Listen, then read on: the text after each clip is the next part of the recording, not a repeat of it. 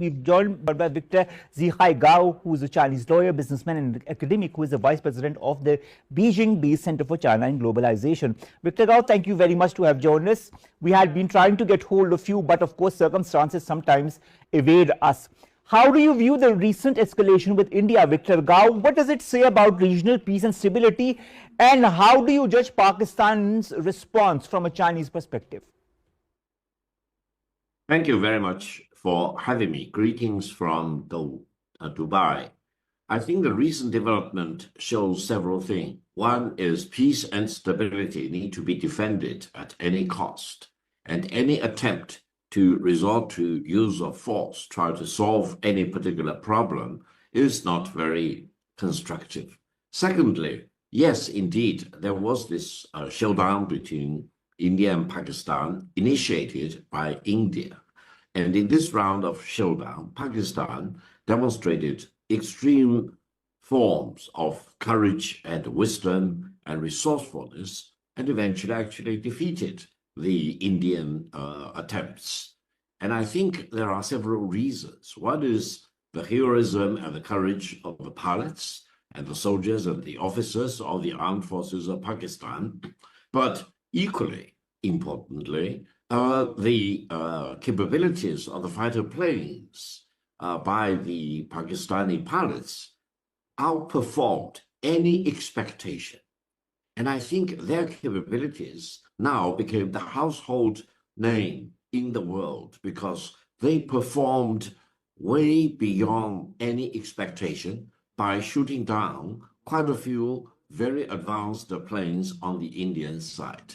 Now, my personal reading is that the Pakistani side has already made great achievement in what we call the synthesization and the coordination of space, air force, ground force, naval force, and the submarine, which I always call it's the merging of the 5 dimensions. Now, this is very important. It means that the planes themselves are still important, but you need to put them into this overall operating framework, whereby you actually draw everything. All the data will be synthesized and coordinated by space, air, ground, sea, and the submarine side. So that will be the fighting success going forward, not only for this round of showdown between India and Pakistan, but also for the future wars in any parts of the world. My personal observation is that I'm so happy that China has demonstrated it is fully committed to helping Pakistan to defend its legitimate interests in terms of sovereignty and territorial integrity. And China and Pakistan have proven through this round of fierce air show that we are true brothers and sisters, and no one should ever second guess China's commitment to helping Pakistan to defend its sovereignty and territorial integrity. Talking of Pakistan-China relations, Mr. Gao, you've described these relations as ironclad and have emphasized mutual support. In light of the recent Indian strikes on Pakistani territories that you've talked about as well, how does China interpret these actions, and also what implications are these going to have for regional stability? Well, I would say preserving peace and stability on the Indian subcontinent is of paramount importance. And mainly, both India and Pakistan have very large populations, and they all need to develop their economy to make sure that the people will enjoy the standards of living ever being improved. And then war will actually destroy any prospect of improved living standards for the people. Now, the further thing is that India should not become a proxy of another superpower. And I'm very much concerned about the recent frequent exchanges between the high-level officials on the American side and the Indian side just before the outbreak of hostilities initiated by India against Pakistan. That means countries like India and Pakistan really need to use their own brain power to maintain peace and stability and make sure that they will conduct their relations in peace and diplomacy and dialogue. And if there are any problems, try your best to solve the problems in negotiations, rather than losing any patience to jump to the conclusion and use war as if that could help you to solve the problem. Now, I would say China and Pakistani cooperation involves the seamless integration of technologies of all kinds, and China will have no hesitation to share with Pakistani brothers and sisters the most advanced technologies at China's disposal. And China is really fast becoming one of the most important leading powers in the world in terms of the most advanced technologies, especially in the artificial intelligence side.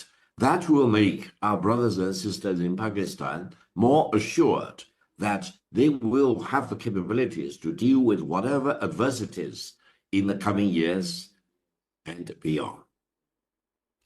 Mr. Gao, you have stated in previous interviews that China will not waver in defending Pakistan's sovereignty and core interests. You've highlighted a little aspect of that in your previous response as well. But in the larger context, looking at the current escalation and how India is a neighbor that cannot be trusted with its statements or its belligerent attitude and its warmongering and its jingoism, what forms could the support that China has already given to Pakistan many times, even recently, what forms could this further take to strengthen the relationship and also to strengthen Pakistan's stability and strategic positioning in the region? Yeah, allow me to mention one thing. I'm personally shocked when India decided to divert the water from Pakistan, which will result in extreme difficulties for the millions of the people in Pakistan if the water would be diverted otherwise. Now, I understand between Pakistan and India, there have been concluded agreements or even treaties about how the water in these important rivers should be allocated. And if India would do this, regardless of its treaty obligations and international law obligations, I'm very much concerned, because I said in my interview on the Indian television that in terms of war, this may be considered as a war crime. In terms of peace, this may be considered as a crime against humanity. So I will personally propose that among China, India, and Pakistan, we need to come up with agreements so that no country should be allowed to divert water from these rivers against international obligations or against mutual treaty obligations. And if one country decides to divert water against another country, which is on the downstream, then the third country on the upstream should have the obligation to deal with this violating country. Now, this will probably make this treaty about the water allocation in the Indian subcontinent more reasonable and more predictable, because no one should be allowed to divert or deny the countries and the people in the downstream the benefit of using water in the upstream. Most of these rivers originate in China's Tibetan region anyway. That's true. Mr. Gao, also, you've also highlighted many times the importance of the CPEC, the China-Pakistan Economic Corridor, as a symbol of deep strategic trust between the People's Republic of China and the Islamic Republic of Pakistan. Could the current hostilities affect the progress and security of CPEC projects? What kind of future are you seeing as far as CPEC and BRI is concerned? Well, my personal observation is that while China has been involved in BRI initiatives in more than 160 countries in the world, the whole CPEC projects combined together are the largest investment ever in the BRI system. Now, compared with other projects in historical terms, I would also be surprised if you can really find any other major infrastructure projects which can surpass the scale and the importance of the CPEC projects. So CPEC is really a liberating force for millions of the people in Pakistan, and it will really bring peace and stability and prosperity to different parts in Pakistan. Now, I'm personally very much concerned about some terrorist attacks against people involved in the projects of the CPEC, and I do hope China and Pakistan will work together, join hands together to make sure that safety will be absolutely provided and no loss of life will be allowed to happen. And then sufficient resources should be allocated to protect the safety and the security of the CPEC projects. I think India should also join the BRI projects. They claim that because some parts of the CPEC projects go through some part of Kashmir controlled by Pakistan, they think that's a violation against their interest.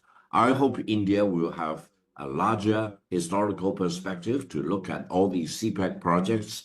The more connectivity projects there will be in the Indian subcontinent, the greater benefits will be created for the benefits of the Pakistani people, but also for the Indian people at large.